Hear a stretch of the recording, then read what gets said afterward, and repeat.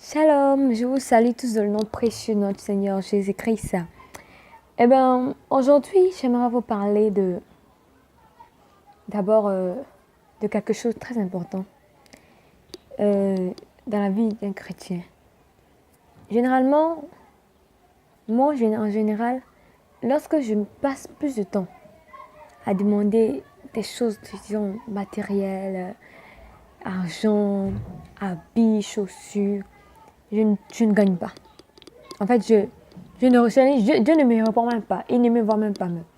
Mais, lorsque je me focalise plus sur Dieu, comment est-ce que je vais faire pour que son œuvre puisse grandir, sur son œuvre, sur sa maison, sur ses enfants, je me rends compte que toutes les richesses derrière lesquelles je courais, me viennent facilement sans même que je n'ai à forcer quelque chose.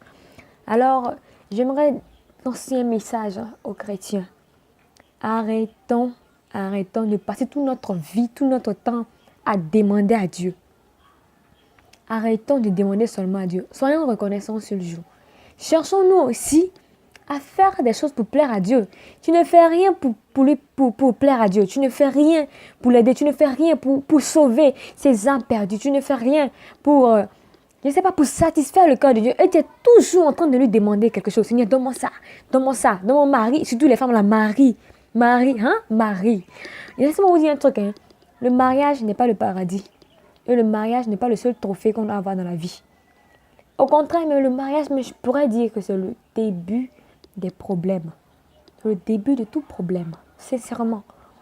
Parce qu'il y a la jalousie de ton mari, les caprices de ton mari, c'est là que tu auras supporté.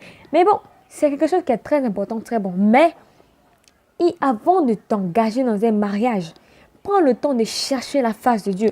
Prends le temps de chercher sa volonté afin que Dieu, lui, puisse trouver ton Boaz pour t'emmener. Plutôt que de passer ton temps, Seigneur, donne mon mari, oh mari, donne mon mari, oh mari, donne mon travail. Travail, l'argent. Ah bon, vous voulez l'argent? Cherchez Dieu premièrement et vous aurez de l'argent. Cherchez Dieu premièrement et vous aurez un mari. Cherchez Dieu premièrement, vous allez trouver votre femme. Cherchez Dieu premièrement, les matériels que vous cherchez, vous allez les avoir. On ne fait rien pour aider Dieu. Pas pour l'aider, en fait. Quand je dis aider, en fait, je ne fais rien pour satisfaire son cœur. On ne fait rien pour plaire à Dieu. On ne fait rien de rien. On se contente d'aller s'asseoir à l'église, de pleurer, de crier et de dire Seigneur, donne-moi. Ça ne suffit pas. Il y a des gens là dans la rue qui souffrent, qui ne trouvent même pas à manger, ne serait-ce qu'un seul jour, une seule fois par jour, disons. Il y a des gens qui souffrent, qui ont des problèmes, qui ont des difficultés. Toi, tu manges matin, midi, soir.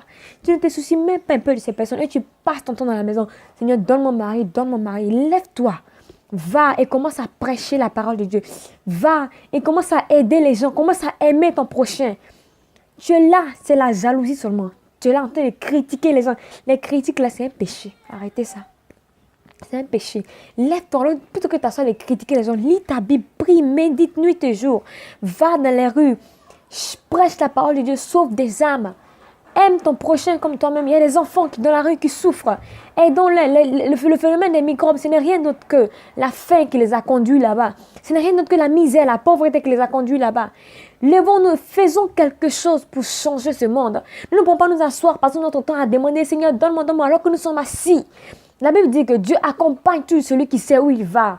Avec Dieu, nous ferons des exploits. Il ne va pas quitter au ciel, il va venir le faire pour nous. Il faut que nous prenions une décision, nous nous levons et que nous ayons, nous travaillons pour avoir. Arrêtons maintenant de demander, prends au moins le temps. Dis, Seigneur, quelle est ta volonté? Seigneur, je me soucie de ton œuvre. Montre-moi le chemin à suivre. Seigneur, comment est-ce que je peux faire pour faire grandir ton œuvre, pour prêcher ta parole, pour gagner les âmes à toi? Tu verras, tu n'auras même pas forcé. Il va lui-même, il va t'arroser. Lucas, il est écrit que celui qui arrose sera lui-même arrosé. J'espère que ce message te touchera. J'espère que ce message aussi, tu le feras passer à d'autres personnes afin qu'ils soient touchés aussi par ce message. Au nom puissant de Jésus-Christ. Amen.